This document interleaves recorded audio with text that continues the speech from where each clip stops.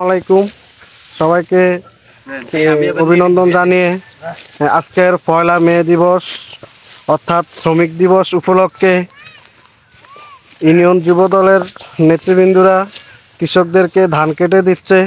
তাদের এই অক্লান্ত পরিশ্রম এবং তাদের সহযোগিতায় কৃষকদের ঘরে এই ধান পৌঁছে দিচ্ছেন এবং জমি থেকে তারা ধানের গোড়া কেটে এবং ধান মাড়াই করে তাদের ঘরে পৌঁছে দেওয়া হয়।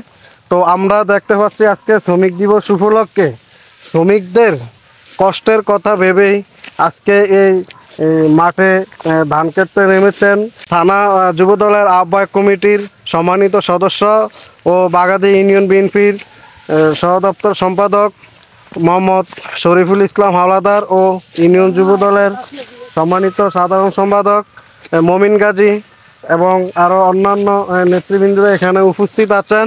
তাদের আজকের এই কষ্ট অর্জিত কৃষকদের কথা ভেবেই তারা এই ধান কেটে দিচ্ছেন। তো আমরা একটু বক্তব্য রাখবো ইউনিয়ন যুবদলের সম্মানিত সাধারণ সম্পাদক মমিন গাজীর কাছ থেকে।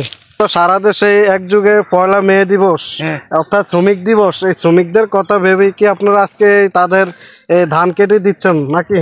হ্যাঁ। তো এই বিষয়ে কৃষকদের কথা উল্লেখ করে আপনি দেশবাসীকে জানিয়ে কিছু কথা রাখেন।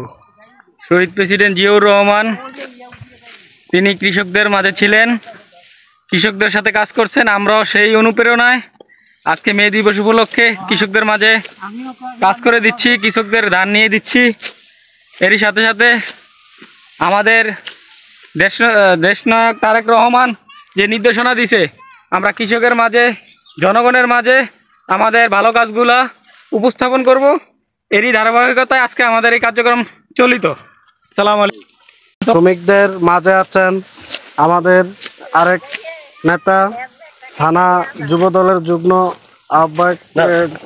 আহ্বায়ক কমিটির সদস্য ও বাগাদি ইউনিয়ন বিএনপির দপ্তর সম্পাদক শরীফ হাওলাদার। তো আজকে তো মে দিবস, পয়লা মে দিবস অত শ্রমিক দিবস, তো শ্রমিকদের কথা চিন্তা করে কি আপনারা কৃষকদের ধান কেটে দিচ্ছেন নাকি? বিসমিল্লাহির রহমানির রহিম।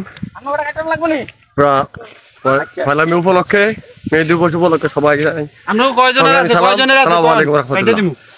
মূলত বিষয় হচ্ছে আমাদের মরহুম প্রেসিডেন্ট জিয়াউর রহমানের যে খাল খনন থেকে আরম্ভ করে মাঠে বিলে ময়দানে কৃষকের সাথে কাঁধে কাঁধ মিলে আমাদের কৃষকের সাথে একত্রিত হয়ে চলতেন।